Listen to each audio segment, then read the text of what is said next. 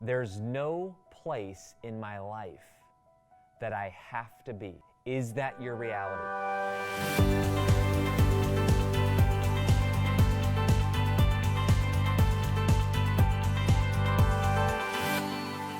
Many years ago, I was at a coffee shop.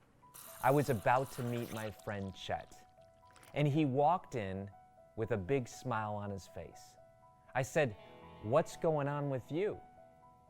He thought for a moment and said, "I don't know, Kary. I guess there's no place in my life that I have to be."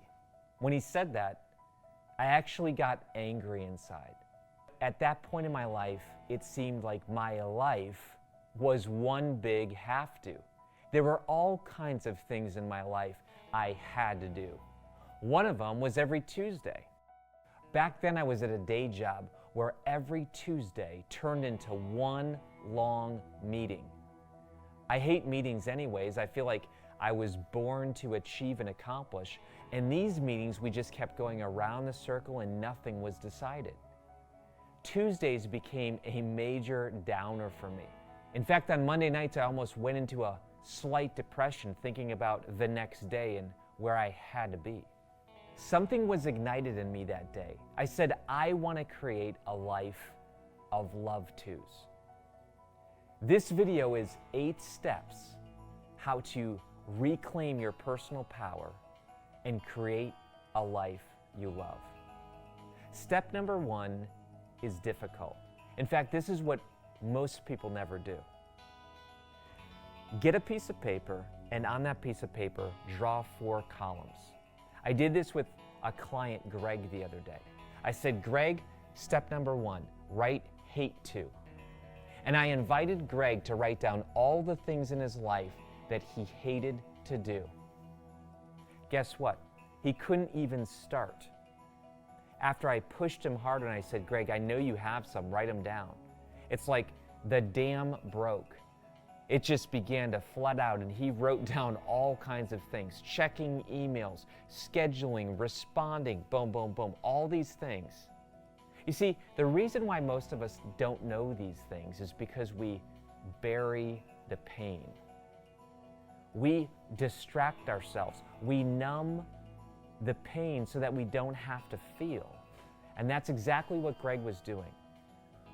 After he came up with all of his hate tos, I said, step number 2, I want you to put down all your have tos.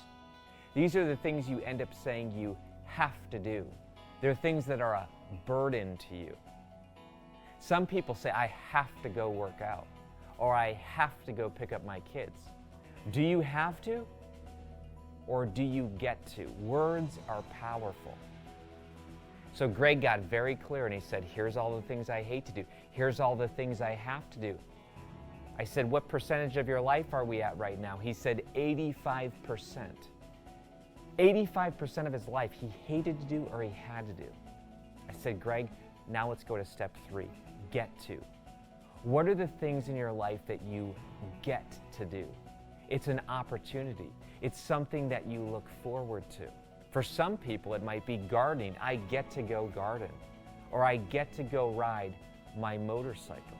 I get to do things with my kids. This is a big sign. And Greg wrote down a few things, only a few. And then step number 4, love to. Greg, what are the things that you love to do? You can't get enough of it. It's bliss to you. And he wrote down those things. Now, once you take inventory of those things, you begin to look at your life and you say, are these the things that I am doing much of or doing little of? So Greg did those first 4 steps. Hate to, have to, get to, love to. That's the first 4 steps of agency. Those 4 steps wake you up to what's possible. Here's what I began to do. I began to say, I'm going to delegate the things that I hate to do. I'm going to find who's in my life to do that. Now I know what you're saying. You might say, well, I hate that. Why would someone else like that? Someone else loves those tasks. Think about how crazy that sounds, but it's true. The things you hate to do in your life, someone has that as their love to. You're actually robbing someone else of their love to when you put it on your hate to list. Now, some of us say, but Kary, I don't have the resources to hire out those things. You know why? Because you're doing your love tos so rarely. That's where your value is in the world. That's where your income generation is. Of course you don't have the resources, a lot of us, to do delegating our hate tos, because only 15% of our life or 5% of our life is our love to. Imagine if you could do the switch. Imagine if you freed yourself up so that most of your life is love to or get to. Now all of a sudden, you're creating value for other people. Of course you have the resources to now delegate. Step number 6 is grow yourself. Grow yourself. They've done the research in that the average person commutes enough that if they listen to an audiobook on a content, a particular topic or subject, at the end of 3 years, they would earn a PhD in that subject matter. Did you catch that? Most of us, we just hop in the car, we turn on the talk radio, we let all the other people affect our agency. We let other people and other things shape our thoughts. But those thoughts quickly become actions. And those actions become habits. And those habits become legacies. And those legacies become destinies. Never underestimate the power of a thought. It can spring up and grow a whole garden of fear inside your mind, or a garden of faith.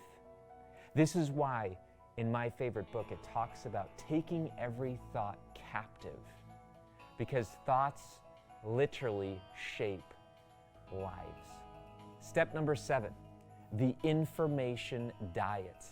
Have you ever gone to the refrigerator and stood there and you're not even hungry? This happens to me all the time. Why? I go to the cupboard, and when I'm bored or stressed, I eat food. Now, why is that?